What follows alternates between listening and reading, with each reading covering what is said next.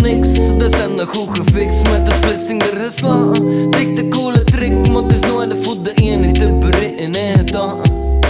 Ons leven is soms flow, vooral zonder de vrouw is maar niks. Dat zijn nog goed gefixt met de splitsing de geslagen. Tik de coole trick, maar het is nooit voor de ene te bereiden in gedachten.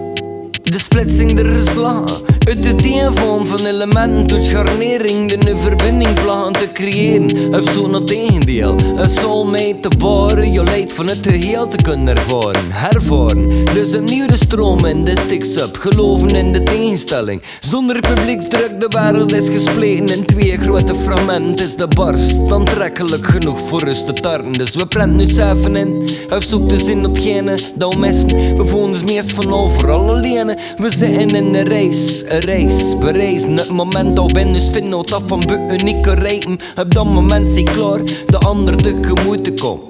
Te ontmoeten, niet meer moeite, maar er waren interesse. Zonder een verplichting, de zoektocht naar eenheid en persoonlijke verlichting. Ons leven is soms flow, vooral zonder de vrouw is maar niks. Dat zijn nog goed gefixt met de splitsing de geslagen. Tik de coole trick, maar het is nooit voor de ene te bereiden in gedachten. Ons leven is soms flow, vooral zonder de vrouw is maar niks. Dat zijn nog goed gefixt met de splitsing de geslagen. Tik de coole trick, maar het is nooit voor de ene te bereiden in gedachten. De splitsing de geslagen, uit de dien van een eigenschap. Karaktertrekken en geheimschappen met verborgen artefacten. Kleur en klankpaletten, imperfecte voegen en misnoegde mankementen. Het gele amalgam, een regenboog aroma's. Een wereldspanorama en steden gelijk Verona. Venetië, gevleugelde profeten in Venetië. Egyptische magneten door de meesters in Siberië. De tigers van Maleisië, de zinners in Tibet. De schrijvers uit Milesië, gorillas in de mist. Van kleine openbaring tot grote cataclysme. Zaakpunt dat ooit gemaakt is door het pointillisme. De gruwel van nazisme, de sprong van Zedong tot de Leopold II. Het droppen van de bom, de splitsing en mannelijke en vrouwelijke energie was het begin van onze zoektocht naar synesthesie. Ons leven is soms flow, vooral zonder de vrouw is maar niks. Dat zijn nog goed gefixt met de splitsing de geslagen. Klik de coole trick, maar het is nooit voor de ene te bereiden in gedachten. Ons leven is soms flow, vooral zonder de vrouw is maar niks. Dat zijn nog goed gefixt met de splitsing de geslagen. Klik de coole trick, maar het is nooit voor de ene te bereiden in gedachten.